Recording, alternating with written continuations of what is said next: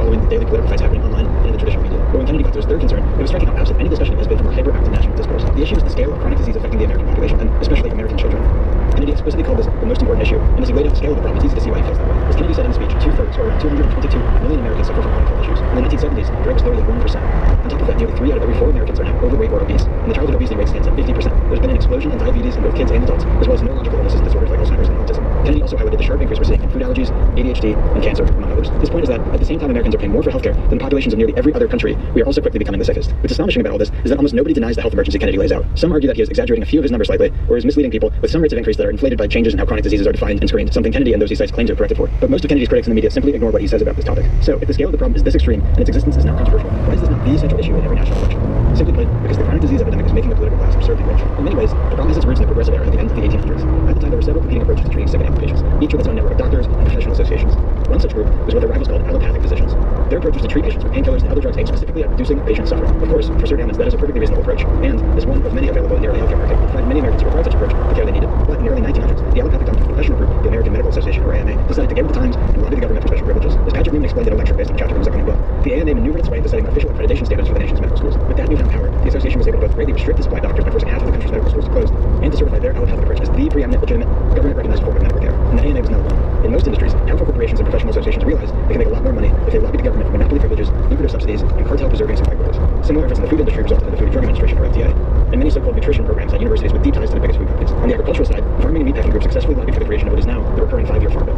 This law contains a multitude of handouts and privileges for agricultural giants, such as supply restrictions that artificially raise the price of some kinds of produce, and subsidies that oversaturate the market with other promising products. Finally, drug manufacturers were able to get the government to criminalize competition in the pharmaceutical industry, and to protect companies from liability for the side effects of many drugs. The government even mandates the purchase of some drugs with its immunization schedule, much of which is required to attend school. Together, all these companies and interest groups use their government privileges to fill their pockets. Big agricultural companies flood the market with highly subsidized crops that have alternative uses like corn syrup and seed oils that crowd out healthier options that consumers actually prefer. Food companies can then use these artificially cheap ingredients to produce highly addictive, ultra-processed foods that their friends in the government and university nutrition programs then say are part of a healthy diet. Americans, who are taught from a young age to trust the government and university-trained, state-licensed medical professionals, are easily hooked on these ultra-processed foods. That's great for the food companies, but terrible for our bodies. Many of the chronic diseases plaguing Americans can be drawn back to our consumption or our parents' consumption of these addicting food-like substances. But it doesn't stop there. The flood of chronic illnesses caused by ultra-processed food is lucrative for the medical industry, whose allopathic approach ensures the root cause is never discussed, much less addressed, but is instead treated with a barrage of prescription drugs that solely attack the resulting symptoms. After all, addressing the root causes would be bad for the pharmaceutical industry's bottom line, and doctors who don't play along are systemically denied official government-recognized credentials. The extensive drug cocktail that most Americans are swallowing and injecting each day allows them to stay hooked on toxic foods that their bodies are trying to tell them are hurting them. And, thanks to side effects, can even aggravate or cause other chronic diseases.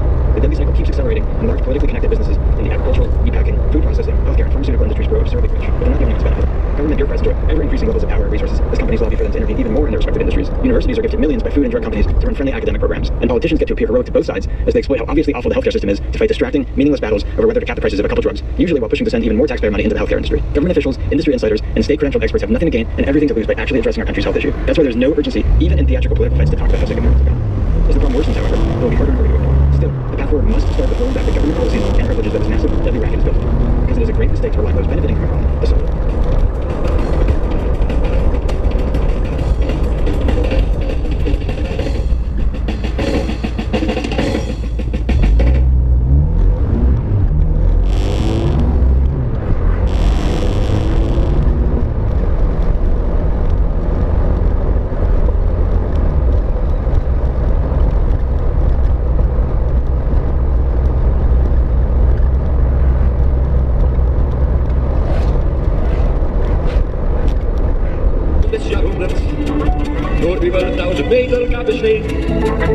Herr Milchmann sagt, ich tu immer hier bewundert.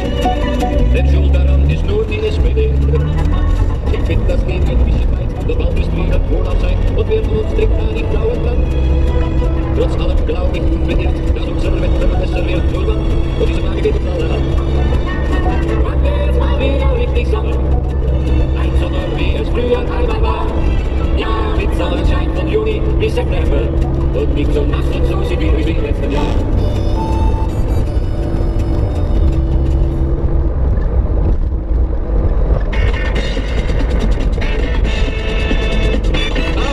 Tanzen wir zu zwei und wir tanzen und tanzen und tanzen.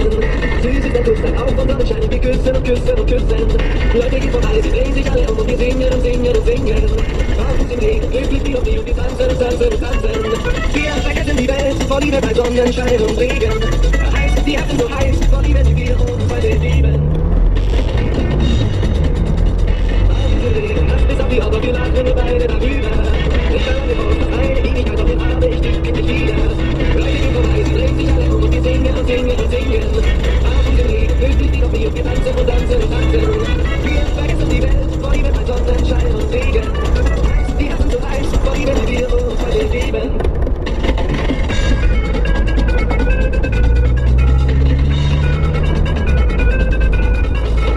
Wir vergessen die Welt vor Liebe bei Sonnenschein und Regen. Heiß, die Herzen so heiß, vor Liebe, die wir uns heute lieben.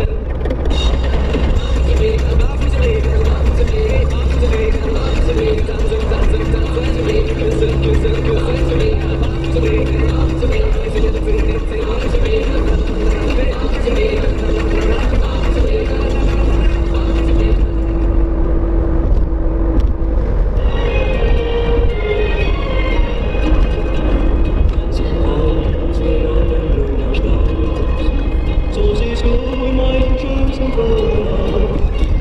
Ganz verliebt schaust du mich darin an. Es gibt nichts mehr, was uns beide trennen kann. Ganz im Wald, so gehst du mir hin. Und die Liebe nach außen ja, magst du mir lieben. Und du siehst so glücklich aus. Ganz im Wald, mit einem Schwein. Ja, dann magst du mir lieben. Und du siehst so glücklich aus. Ganz im Wald, mit einem Blumenstrauß.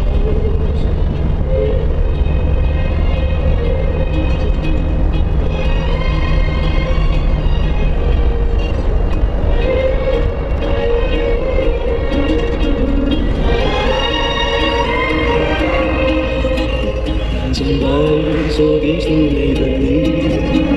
Und die Liebe nach aus jedem Blick von dir. Ja, dann reichst du mir die Hand und du siehst so glücklich aus, ganz im Wald mit einem Blumenstrauß. Ja, dann reichst du mir die Hand und du siehst so glücklich aus, ganz im Wald mit einem Blumenstrauß.